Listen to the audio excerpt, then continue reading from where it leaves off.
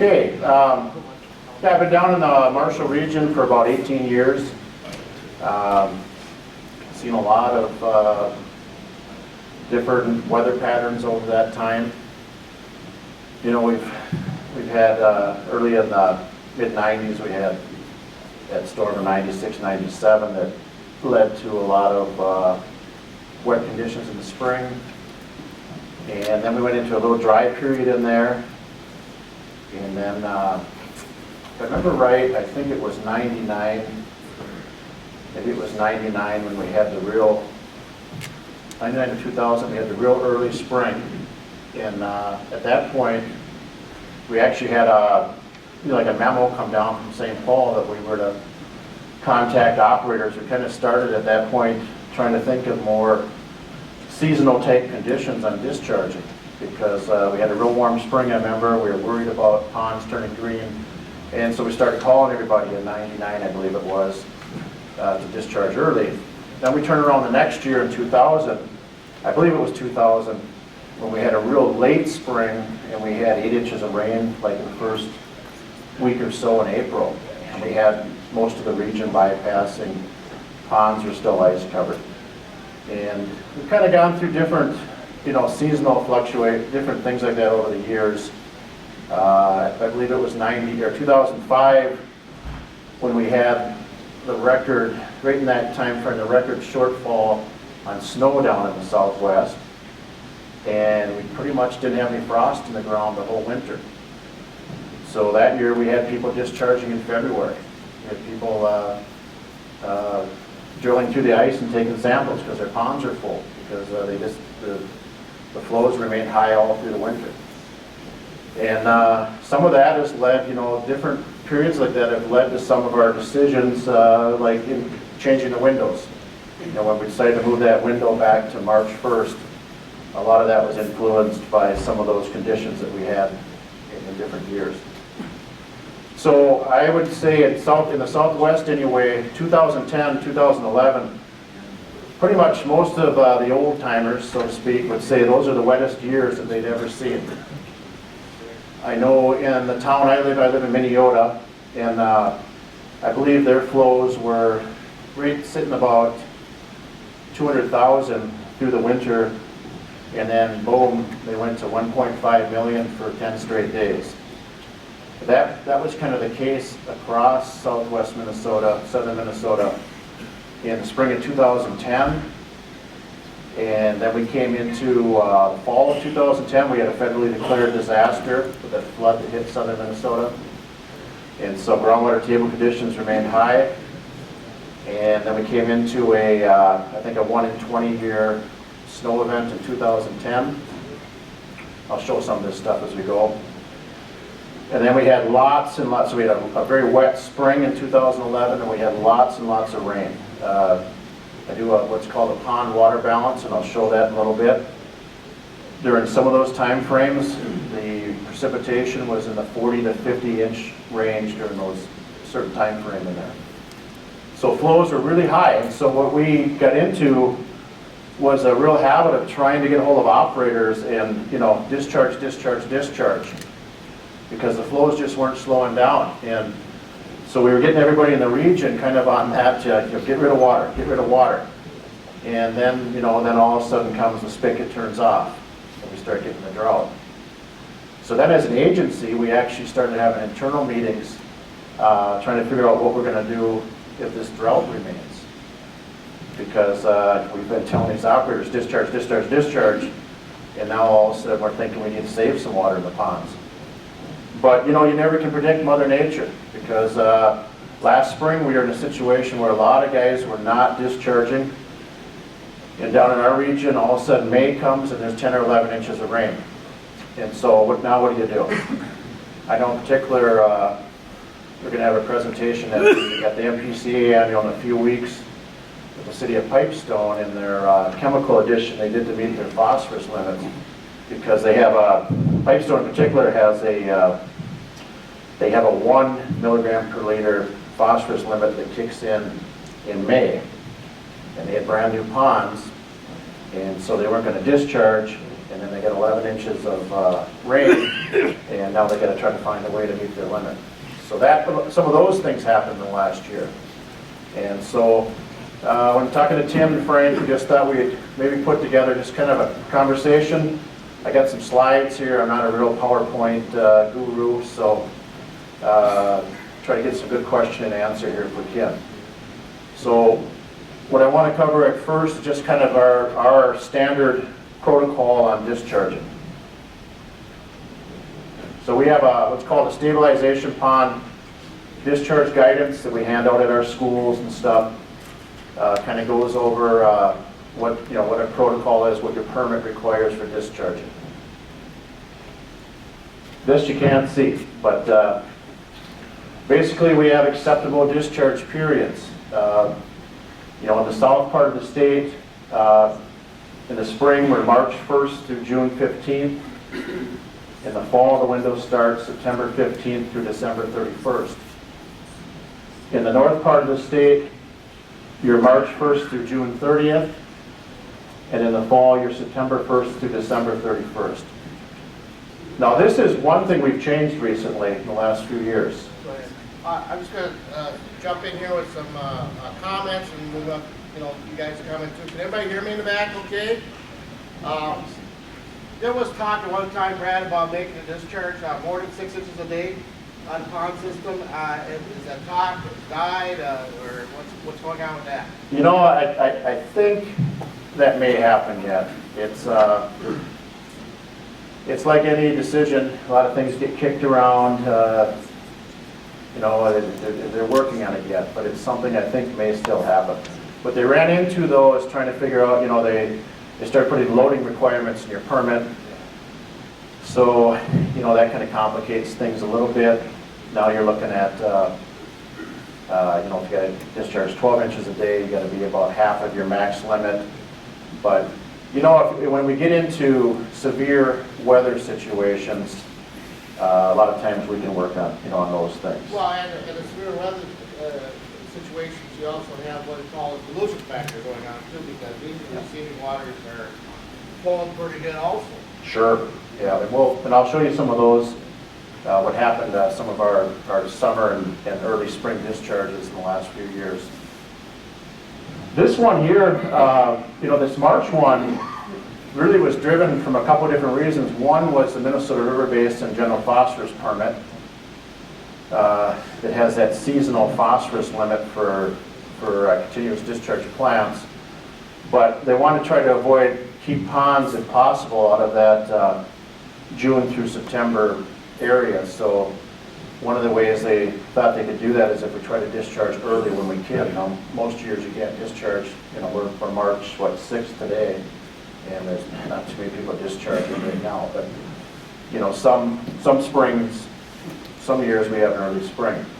The other thing, though, we had that one year in particular, I wish I could remember the date, I believe it was 2005, when we had maybe 15 ponds discharging in February that year, and all but one pond made limits. And that one, actually, the pre-discharge sample made limits, and then something happened and it turned. But so a lot of times early discharging is still within limits most of the time. So I think that was a factor on changing that to March 1st. So, if you're into these windows, basically what do? In the old years ago, we always had you call in when you discharge, but in recent years, you just discharge if you meet limits and you're in the window. If you can't make it in the windows, there's some steps you have to take. So, steps to discharging out of the window. One of the things in 2010 and 2011, my phone never quit ringing. Especially if there's an I&I problem, it's going to come up during those years. And so, basically I sit at the phone with my calculator and we start trying to figure out how much detention time you have left, how serious your situation is. So, are the ponds at full operating capacity? Are they full? How many days of storage do you have left? So when you're calling and you're trying to figure that out, how many inches do you have left in your primary? What's your current flow? You know, you start doing some math. If you're a 10-acre pond, 10-acre primary, if the rest of the ponds are full, and you have 1 foot left in that 10-acre primary, well, you have 3.26 million gallons. So if your current flow is 326,000 gallons a day, you got about 10 days left, you know. If your current flow is 1 million gallons a day, you got about 3 days left. So a lot of that, when you call in, when you're in those situations, it's very important to stay on top of what are you averaging for flow at this time, and how much storage do you have left in your pond. Is this receiving water ice covered? Now, fortunately, back in both springs, 2010 and 2011, when we had early discharging, we also had open receiving waters down in the southwest. So that didn't become an issue. Also, as Tim mentioned, we had just torrential flow in those receiving streams, a very high flow. So dilution factor was not a problem. So now when you're looking at this, and when I'm on the other side of the phone talking to you as the operator, and you're saying, Brad, we're full, what are we going to do? And I'm saying, well, what's your flow, and how many inches you have left in your primary? You know, that comes into this. Can you complete a pre-discharge sample? You know, by your permit, yes, you have to do a pre-discharge sample. But when we have ponds that are full, flooding conditions, and 12-inch rainstorms in September, and you know, record snow amounts in the winter of 2011, sometimes we got to go out of the box a little bit. So ideally, we can still have time to take that pre-discharge sample. Sometimes you don't, but so we want to see if they meet limits. You know, if they meet limits, no problem. Receiving streams open, they meet limits, discharge. This probably should have been on top here. This call local MPCA compliance person. That should be on top, and then these should be the steps. You want to know who your person is. It's a requirement of the permit to call. Also, a lot of times we can figure something out. You know, most times, get on the phone and try to figure out a plan. Get those ponds discharged so they don't overflow the banks, so we don't have a worse problem. And then we need to determine the dilution ratio. I'll show that in a little bit. Anything to add on there, Tim, at all? Or?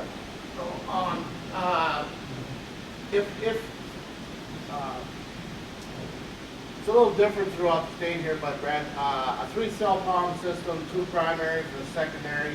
They discharge the secondary, you know, they're full, but they got 1 primary that meets standards. Can they discharge directly from that primary? I would say yes. 90% would say yes. Fortunately, in your newer permits, most of you in your newer permits are allowed that flexibility. Any new construction usually is fit with the right structures to allow discharge out of all 3 ponds. So, yes. If you need a discharge out of that second primary and it's been isolated, and you take a pre-discharge sample and it passes the limits, go ahead and discharge out of it.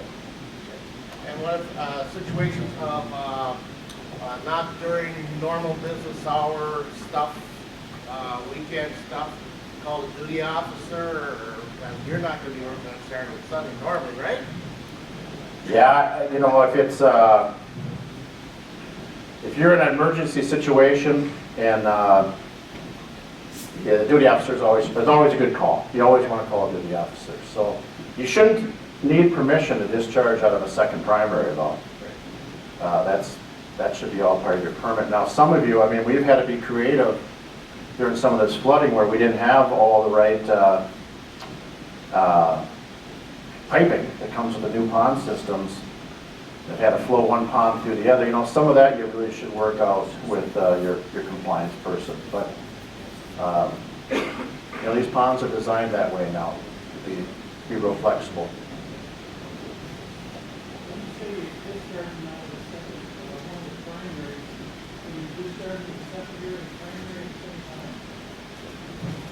Well, in our normal operations, you probably can't because you're going to exceed your loading if you do that. But there are some ponds, specifically in your permit, where the flow, the design flow, is based both on one of the primaries and the secondary. That's sometimes spelled out right in the permit. Sometimes it's not. So if you're discharging both the secondary and the primary at the same time, just on a regular operational practice, it's not a good idea. Because you can have it isolated. Okay, he was wondering what would be the advantage out of discharging out of one of the primaries? Because that primary might be able to meet limits. You might have that primary isolated through the winter. A lot of communities that have that flexibility will do that. They'll start going eventually into a series operation. They end up isolating one of the primaries, flowing series into the other. And the secondary at the same time, they start taking pre-discharge samples on both ponds. And that way you can immediately get rid of water, get rid of the secondary. The other primary meets limits, boom, get rid of that water too.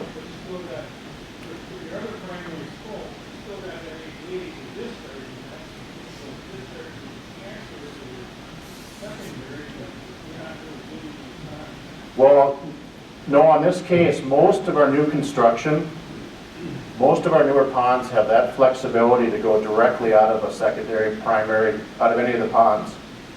The newer structures and all the new design criteria allows for discharging out of the secondary or out of either one of the primaries. So you don't have to flow it through the secondary in that case. Sample the primary and discharge it out of the primary. It's like, it's not a normal operation you want to do every year, but it's something that, maybe think about if you got to get in a situation that as long as you're meeting standards and the water's great, why run it through your secondary? Yeah, and sometimes that's spelled out right in the permits.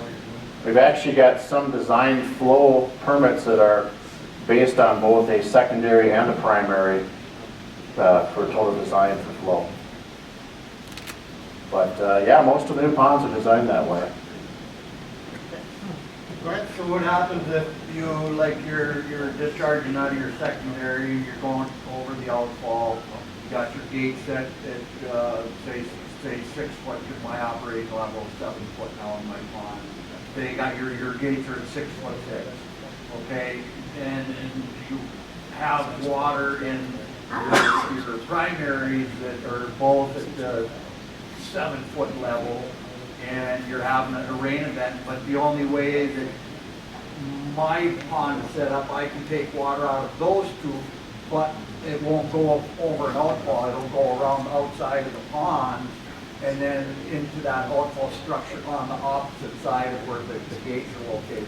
So there's no way of me controlling other than the gate from, feeding into that, and I guess that's where I'm confused. So you would basically set, if you get the authorization to pump from the secondary and the primary, then you'd set both your gates at 6'6", and then you'd be taking your samples from each of the outfalls in order to meet your permit, for your data deal. When you're doing twice a week, you have to do a sample deal and pH on site. And then, so you're taking basically 2 sets of samples because your tractor's taking out a primary and secondary, correct? There's a lot of, his situation, he's full in all ponds and... Well, he's got 7 feet in all ponds. All ponds. First of all, don't try to get 7 feet in the ponds. Yeah. So, there's... I know. Yeah, no, I know, and a lot of things, that's really a good question for what we're talking about. It all depends on how bad the situation is. When it's flooded, we need to be creative because we don't want you to overflow a dike. But usually, if they mix, if you're having mixing in a structure from both ponds, you only need to take 1 sample because there's a mix of those ponds leaving the facility. Yeah, but it's one structure is flowing over, and then the pipe comes in from between 1 and 2, there's a gate there to allow the water, whether you're taking out a number 1 or number 2, so you can control it there. But it's going around the outside of number 3 and then dumping in where it's not being controlled by a gate, but it's, you know, the flows 2 or 3 is dumping in, and then say 1's coming in on the backside, so it's not being controlled, it's being controlled at where it's feeding into the structure, where, you know, before it makes that trip around the pond to the outfall where it's actually going out, you know, into the swamp, and then eventually lake enters into the lake. But now, say your ponds are open, but your receiving waters are still frozen, because that's 9 times out of 10, that's what happens to me up on Lake Vermilion. Okay, now I'll go through the frozen receiving stream, but yeah, I mean, each case is going to be different. Everybody's ponds are going to be a little different. So again, kind of going back to, you know, this part here, you really want to try to get a good relationship with your regional compliance person and talk some of this stuff over, because I sure can't answer for everybody today, but you know, there's usually a way of trying to figure out a best sampling procedure. And you know, you guys all know your systems very well, and I think I'm just going to give you a little story that happened to a couple ponds in the state of Minnesota. I know it happened, and I don't know if Brad really knows. It probably, I think one of them was in his region. We won't say what the town's name is right now, okay? But anyway, this operator was in that town. I'll pick the one town for example. Heavy rainstorms, rivers flowing very well, or Creek River, I think it was a river, flowing very well. This operator's been operating that town for probably about 20 years or so. He goes out there, yep, we got a discharge, does a pre-discharge sample, everything else, and he goes out there and he opens up that valve. Perfect, 6 inches going to go out. He comes back the next day, there's a foot more in his pond. He's got river water in his pond, dirty river water in his pond. It came back through, first time in 20 years. Yeah, we had some unique situations like that. If it was possible, it probably happened in the last couple of years. So. So then can you get rid of that foot that next day then? You're still on that foot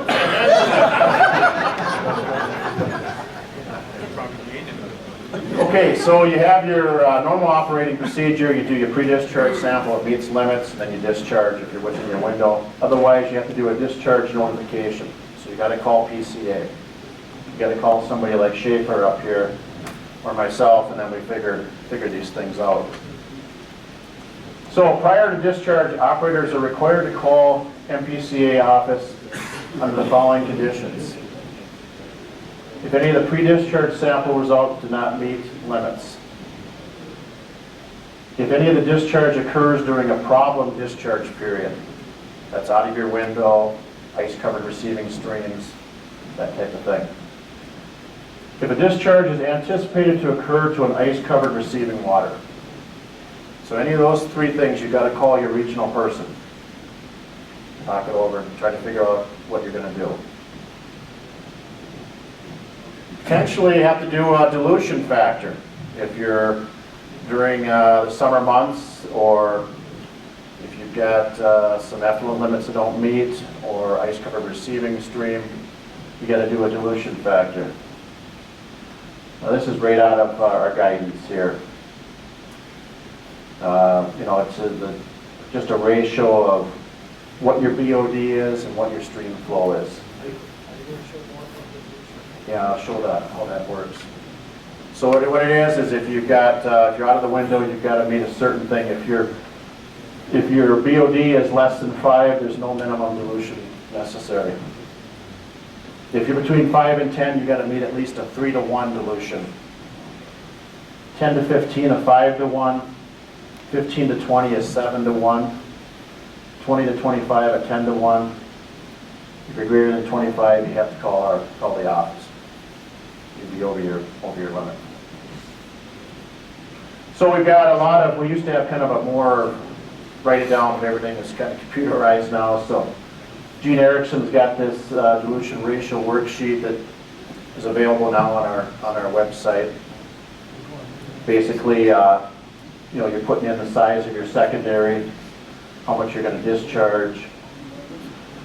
You're calculating your average stream width, which we don't want you falling in either. I mean, some of this stuff is within reason. 2011, in the spring of 2011, you didn't want to get too close to the receiving stream, or could you? Width, stream depth, a lot of that's kind of an estimate. Distance float travel, so you want to have a distance between 2 points, how long with a stopwatch, how long did it take to travel. Plug that information in and calculate a dilution factor. Very handy spreadsheet.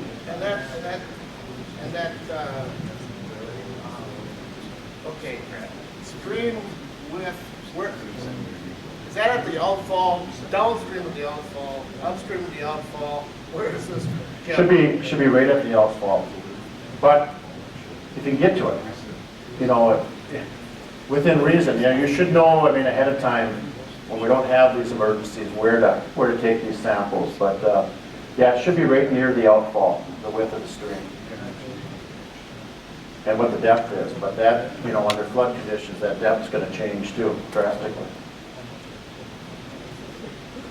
We've also got a paper copy. A lot of you have seen that. Same thing for those that don't like using a computer spreadsheet. Okay, what if I can't meet the dilution ratio, or if I have to discharge some ice-covered receiving water? 1, always call your MPCA compliance person. 2, you have to sometimes do upstream and downstream monitoring. 3, completion of a discharge evaluation report. So we may ask you to do upstream and downstream monitoring.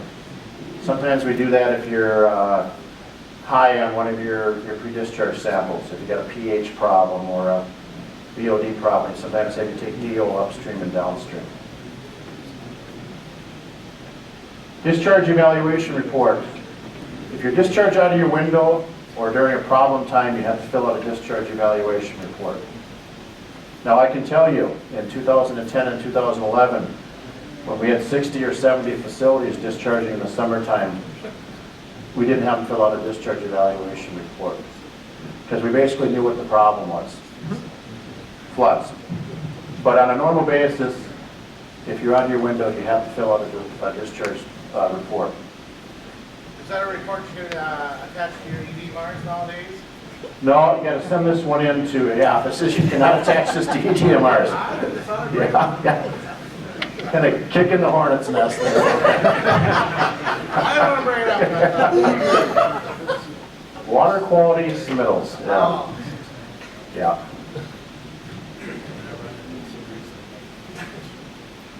Okay, so 2010 and 2011 wet conditions. Why do we have all these practices I'm talking about? Because if you can see this pond here, here's normal water level. Up here, you probably can't see it in this picture, but here is a line going around the pond of cigarette butts, applicators, condoms, all those nice things, corn, all of that. Leaves a nice ring where the high water level was. We don't want your pond at 9 or 10 feet. So guys, you think you got rid of water, you can hide it real good, and you get somebody like Brad coming out there?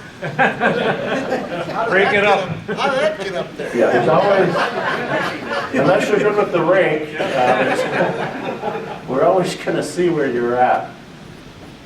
You know, the problem with that is just saturated dikes. You know, you've got a pond liner, clay line pond. Usually, sometimes you might have a little more flexibility, a little more. A lot of times that clay liner runs up a little higher. But by design, you know, it usually goes up to 7 feet. You get your liner. On a synthetic line pond, you come up here to your 7-foot level or so, and it attaches it. They kind of attach that in. So when you start getting water up that high, what's going to happen? It's going to get soggy. It might go behind your liner, and then you got problems.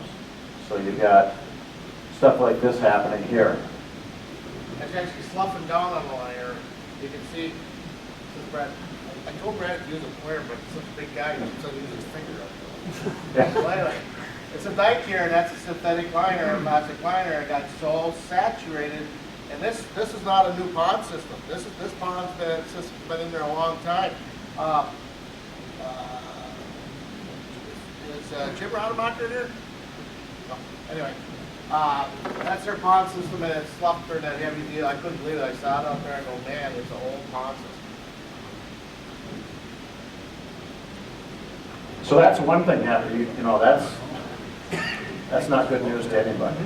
You know, you're just major dollars there. The other thing that we've seen happen is sometimes you get water underneath that liner, you start getting a bubble underneath the synthetic liner. Anybody had that? Yeah. You should have hold it. No. What do you do to repair that? Question was, what do you do to repair this? Well, you know, you're into some money. I mean, the first thing we're asking you to do is get your consultant out there. So you're getting your engineer lined up. You're probably trying to determine how much saturation you have, how much damage you created in there. You know, they're probably doing some different testing on that.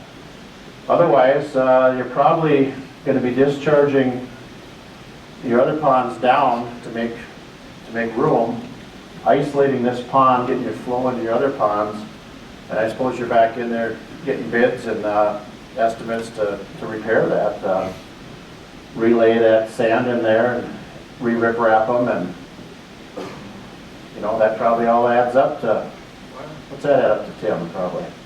I don't know. It always adds up to $1 million, doesn't it? So would you have to pull that material that's sloughed down, pull that back I'll up? tell you what happened in this situation here is, the MPCA and the engineers, they were out there and took a look at that. I don't think it was a PCA, but I thought the engineer said it was an earthquake or something, and I live about a half mile away, and I said, no in hell, there's an earthquake. Anyway, they ran like crazy. We had 11, 12 inches of rain that day, whatever. Anyway, what was the decision was they were going to pull back the liner a little bit, take a look at the soils underneath, just kind of check that out, and they decided, you know, it kind of sloughed down in here into the heel or the toe of the pond here, but they figured that, you know, instead of going all the way down there and maybe wrecking the seal in the pond or whatever, they just left it. What they did is they reworked it back from the rock. They left the rock there. They kind of reworked it back from up there. So that's what they did. Yeah, I don't know, it was like a $15,000 project or something. I'm not sure. Oh, that's not bad. No. So that wasn't a big area then? Well, it was probably, I would say that stretch right there was probably like, I'd say it's like 50 feet long or 75 feet long or something like that. So we've had, you know, whenever I do a talk like this, you know, I should have more of these disastrous pictures on hand, but, you know, we've had some all, you know, dike blowouts too. Yeah, it was, it's a fairly good sized pond system. What's kind of unique about it, it was just that one area. If you stood along and looked along the dike, it was like, and then the rest of the dike was fine. So, I don't know. Earthquake. So again, at least in southern Minnesota, we just got a map here of the floods of September 2010. It was basically September 22nd and 23rd, I believe. You know, it started raining on the 22nd, continued into the 23rd. I believe Windham down in our region got 13 inches of rain in that storm, but more, you know, more over in the southeast. A lot of, you know, just torrential flooding across the region. Most towns down our way were in that 5 to 7, 8 inch area. You can see the map here, it's kind of hard to see, but you can see almost all of the bottom, maybe bottom third, 3 counties in the state over were declared a federal disaster. That kind of started this whole cycle, basically, of wet weather that we had in the last few years there.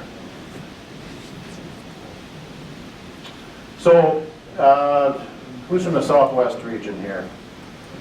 You guys have all seen these water balances we do in all of our inspections. So, just want to show you how high the flows were. What happens? Here's the city of Tyler. This water balance was done between the months of September 2010 and August 2011. You can see that their average influent design flow is 175,000 gallons per day. They averaged 272,000 gallons per day during that 1 year period. So they were 100,000 gallons over design flow. You can see that in those 12 months, they had 47.6 inches of precipitation. In particular, September of 2010 had 15 inches of rain. Heavy snowfall come into the spring, 4 inches in April, 6 inches in May, 4.3 in June, 4.8 in July. This is really typical of what we saw throughout the region. A lot of towns, 100,000 gallons over design flow for the year. If you have I&I during this 47 inches of rain, it's going to find it. And if you have saturated groundwater table, you're going to have a lot of high flow. So you can see, in this case, April of 2011, 17 million gallons of flow. Their design is 175, so at design flow, their max should be about 5.1, 5.2 million gallons. They were triple that flow. Now I'm just going to go ahead a little bit. Now we're into the drought here. Same town, Tyler. Between September 2011 and August 2012, design flow of 175,000 gallons, they averaged 103. So 2 years earlier during the flood, they averaged 272. Now they're down to 103.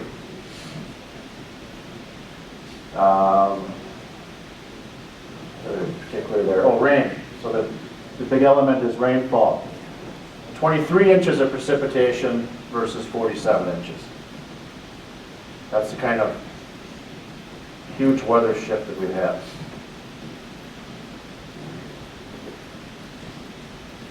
So because of this, going back to this weather condition, we had a lot of ponds having to discharge prior to the spring window in 2010 and during the summer of 2010, 2011. So in this case, in the winter of 2010, this is a spreadsheet that says March discharges, which at that time March was not within the window, now it is. 90% ice covered, but the streams were open. So they did quite well. You can see this list, what's in red there are effluent violations. So, you know, for the most part, even though under the ice, and we were creative. If they had time, we'd maybe have them drill through the ice, take a pre-discharge sample. Pretty much made it. They had a average TSS discharge of 16 milligrams per liter, average BOD of 20, DO of 5, pH of 8, and phosphorus was a little bit high, average of 3.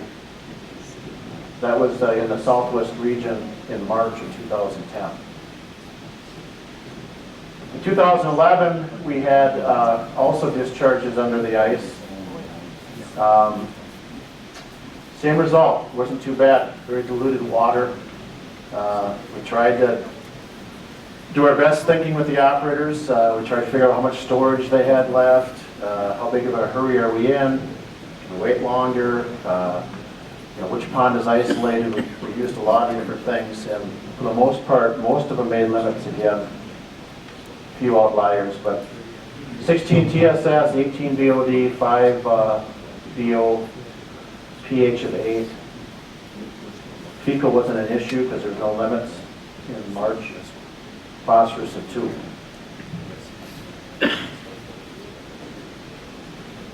Here's kind of an interesting one too. In the summer of 2010, we had a number of facilities that had a discharge in the summertime. Now thinking back, remember some of those steps. Do you have adequate dilution in the receiving stream? Can you make limits? Those type of things. Most of all those were making limits. and dilutions were out of this world. You know, here's a 31 to 1, a 15 to 1, a 14 to 1, a 28 to 1, 38 to 1, 48 to 1, 63 to 1, 329 to 1, 140. Here's a 1613 to 1 dilution factor. So you're talking lots of flooding, lots of dilution. You gotta remember those operators also measure the Subway sandwiches, so. Yeah.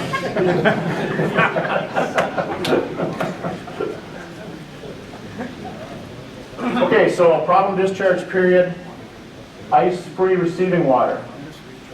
If you got ice-free receiving water and you're in emergency, you have no storage, your pre-discharge sample meets, you meet the limits for effluent, receiving water is open, you call MPCA, you can discharge.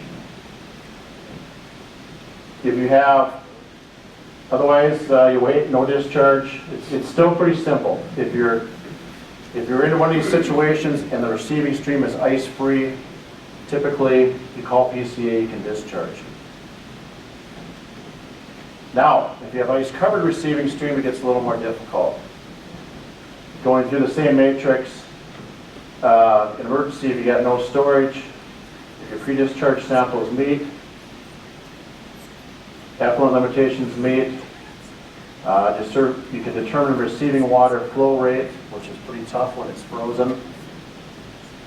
Call MPCA. If you discharge with adequate receiving water, you're pretty good. If you don't have adequate dilution, or if you're over your limits, a lot of times we make you sample the receiving stream. Typically upstream and downstream. Sometimes that's difficult. If it's frozen, you can have a hard time, but most cases, we don't run into that too much. Frozen receiving stream, not in the southern part of the state anyway. Northern probably is a little different.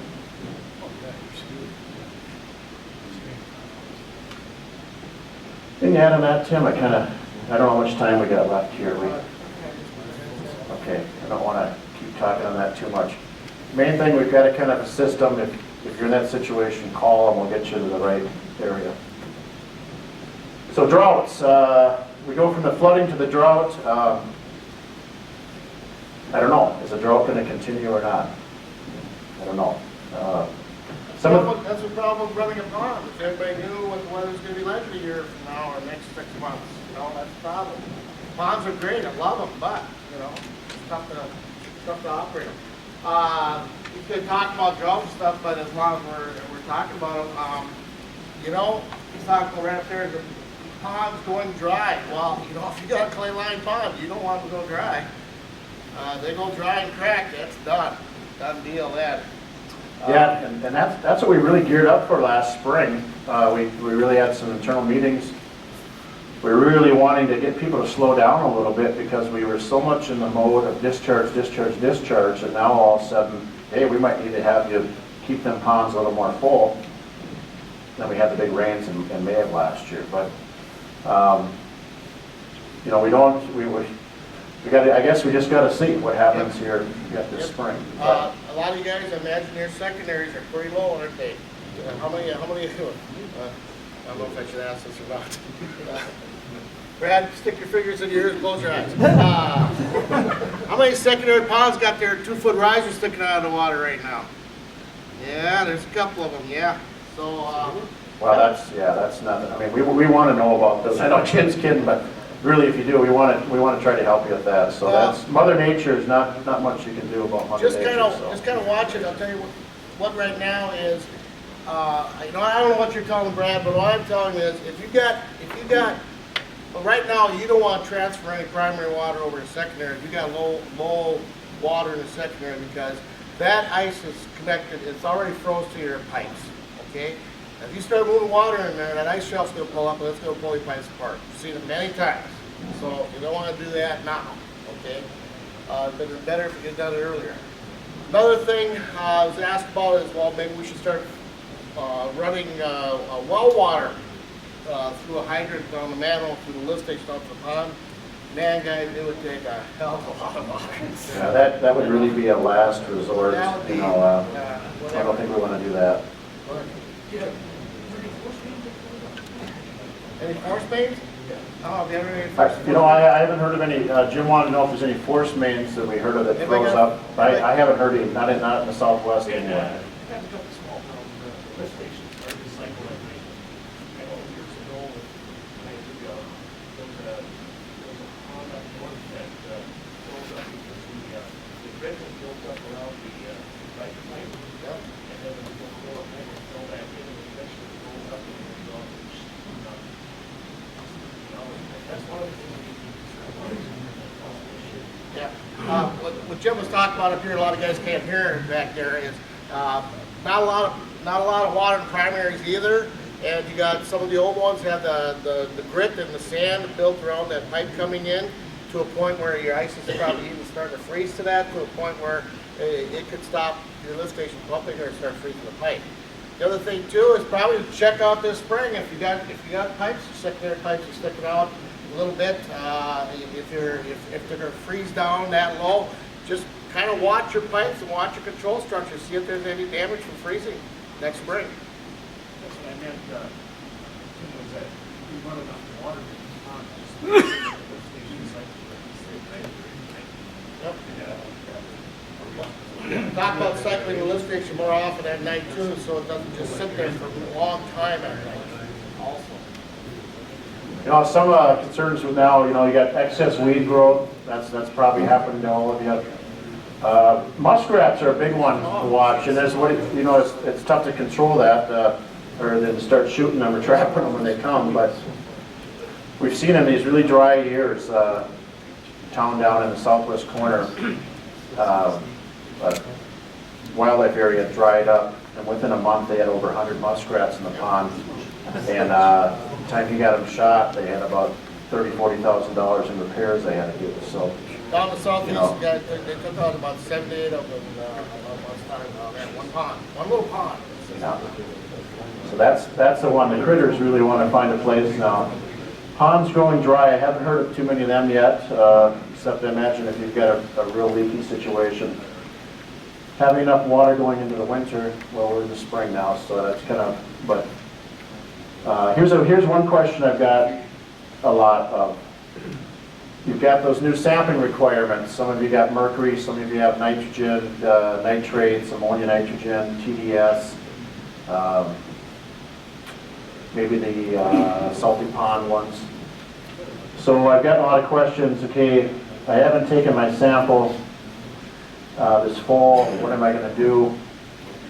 And basically the quick answer to that is if you don't discharge, you don't have to sample. So, well, I was one of the guys that called Brad up because, I travel around the whole southern part of the state. The operator got a hold of me. He says, Tim, do I have to sample for mercury? I'm not discharged. And I'm going, well, right away, I'm going, well, no discharge. I'm thinking the same way he's thinking, no discharge, no sample. He goes, well, my permit says I got to sample twice a year. Well, it got me thinking, okay, so I called Brad up, and Brad says, well, they don't discharge. How can you take a sample? the only one you have to on mercury, of course, is you've got an influent mercury one. So you want to take your influent yet. But you don't have to worry about that dissolve and that total if you're not discharging. But that means if you haven't discharged from July 1st to the end of December, or now January 1st to the end of June. I think I'm on a slide. Okay, perfect. I was going to talk less, answer more questions, Well, we and can then I'd answer a talk few more. questions. But, Ed, go ahead. On muskrats, are you allowed to shoot them, or do you have to trap? well, that's a DNR question. So, Yeah, sure, push it. most COs, if they've been around, know that we have to control muskrats, and there's a general understanding. I think there's actually a memorandum of understanding between the agencies, but sometimes you run into that when you get a new conservation officer comes in, and then we have to kind of talk it over again. But I'm not the game warden, but you have to control muskrats. Most people shoot them or they trap them, so you might want to run that by your CO. But generally, it's approved practice. They allow it for protecting the pond system. How about seagulls set up like rookeries in between, roads between the ponds, how do you keep them out? Now seagulls, I don't think they fall into that muskrat category. So, you know, I Seagulls, don't, because they're protected birds, because they're scavengers.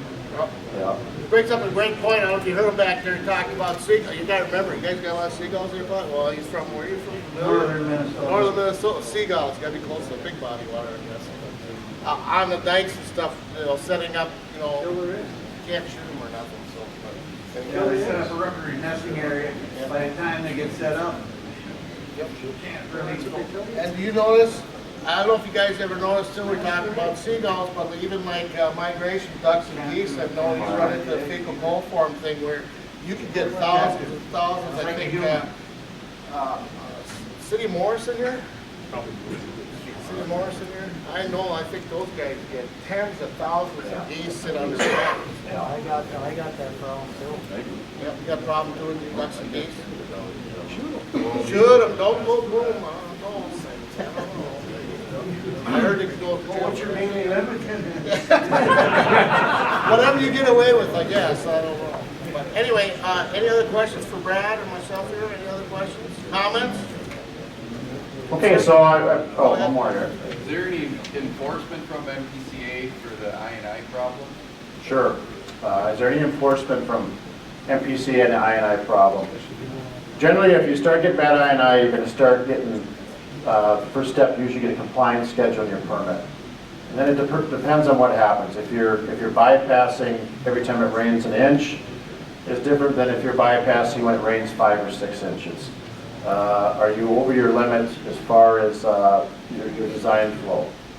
If that's the case, sometimes you might get a sewer extension moratorium. So there's a lot of different levels of it, but on the same token, everybody has I&I. So it's going to depend on how extreme it is and how it affects your capacity at your ponds. Are there any grants available from MPCA? Sure, not necessarily from MPCA, but we have a lot of communities in that situation that are through PFA or through rural development with these type of programs. So we've got a number of projects right now where mainly dealing with I&I storage and infrastructure.